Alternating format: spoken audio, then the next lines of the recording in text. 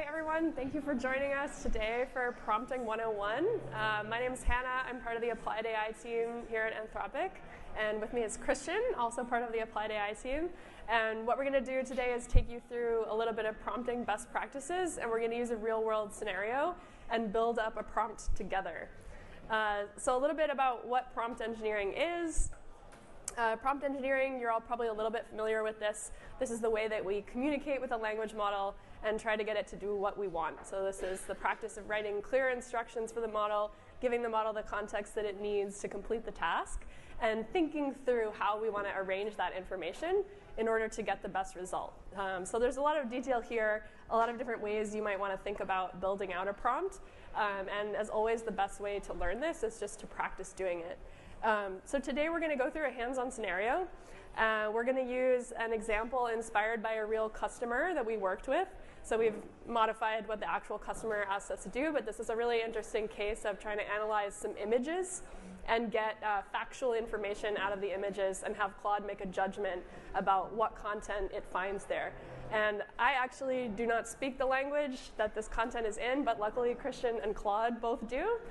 So I'm going to pass it over to Christian to talk about the scenario and the content. So for this example that we have here, it's intended, so to set the stage, imagine you're working for a Swedish insurance company and you deal with car insurance claims on a daily manner. And the purpose of this is that you have two pieces of information. We're going to these in detail as well, but visually you can see on the left-hand side we have a car accident report form, just detailing out what transpired before the accident actually took place. And then finally we have a sort of human-drawn sketch of how the accident took place as well. So these two pieces of information is what we're going to try to pass on to Claude. And to begin with, we could just take these two and throw them into the console and just see what happens. So if we transition over to console as well, we can actually do this in a real manner. And in this case here, you can see we have our shiny, beautiful Anthropic console. We're using the new Claude 4 solid model as well. In this case, setting temperature to 0 and having a huge max token budget as well is just helping us make sure that there's no limitations to what Claude can do. In this case, you can see I have a very simple prompt, just setting the stage of what Claude's supposed to do. In this case, mentioning that this is intended to review an accident report form, and eventually also determine what happened in the accident and who's at fault. So you can see here with this very simple prompt, if I just run this, let me go to preview, we can see here that Claude thinks that this is in relation to a skiing accident that happened on a street called 𝐿𝐵𝐿gatan. It's a very common street in Sweden. And in many ways, you can sort of understand this innocent mistake in the sense that in our prompt, we actually haven't done anything to set the stage on what is actually taking place here. So this sort of first guess is not too bad, but we still know there's a lot of intuition that we can bake into Claude. So if we switch back to the slides, you can see here that in many ways, prompt engineering is a very iterative empirical science. In this case here, we could almost have a test case where Claude is supposed to make sure it understands it's in a car or a vehicular environment, nothing to do with skiing, and in that way you iteratively build upon your prompt to make sure it's actually tackling the problem you're intending to solve. And to do so, we'll go through some best practices of how we at Anthropic break this down internally and how we recommend others to do so as well. So we're going to talk about some best practices for developing a great prompt.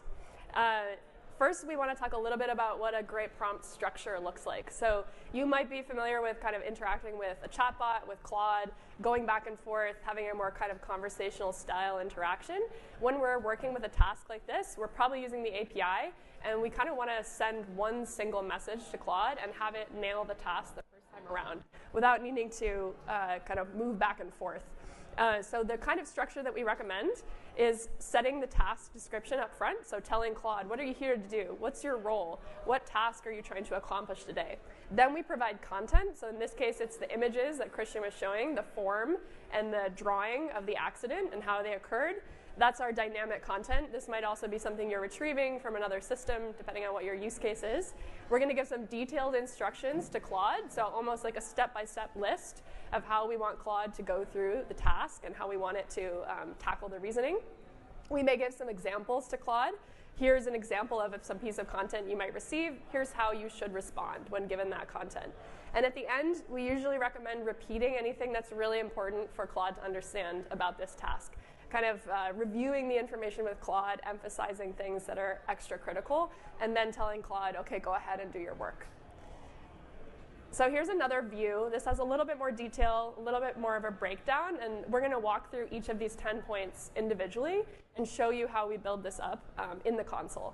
So the first couple things, Christian's going to talk about the task context and the tone context. Perfect. So yeah, if we begin with the task context, as you realized when I went through a little demo there, we didn't have much elaborating what scenario Claude was actually working within. And because of that, you can also tell that Claude doesn't necessarily needs to guess a lot more on what you actually want from it. So in our case, we really want to break that down, make sure we can give more clear-cut instructions, and also make sure we understand what's the task that we're asking Claude to do. Secondly as well, we'll also make sure we add a little bit of tone into it all. Key thing here is we want Claude to stay factual and to stay confident. So if Claude can't understand what it's looking at, we don't want it to guess and just sort of mislead us. We want to make sure that any assessment, and in our case, we want to make sure that we can understand who's at fault here. We want to make sure that assessment is as clear and as confident as possible. If not, we're sort of losing track of what we're doing. So if we transition back to the console, we can jump to a V2 that we have here. So I'll just navigate to V2. And you can see here, I'll also just illustrate the data, because we didn't really do that last time around, just to really highlight what we're looking at. So what we're seeing here, this is the car accident report form, and it's just 17 different checkboxes going through what actually happened. You can see there's a vehicle A and vehicle B, both on the left and right-hand side. And the main purpose of this is that we want to make sure that Claude can understand this manually generated data to assess what's actually going on.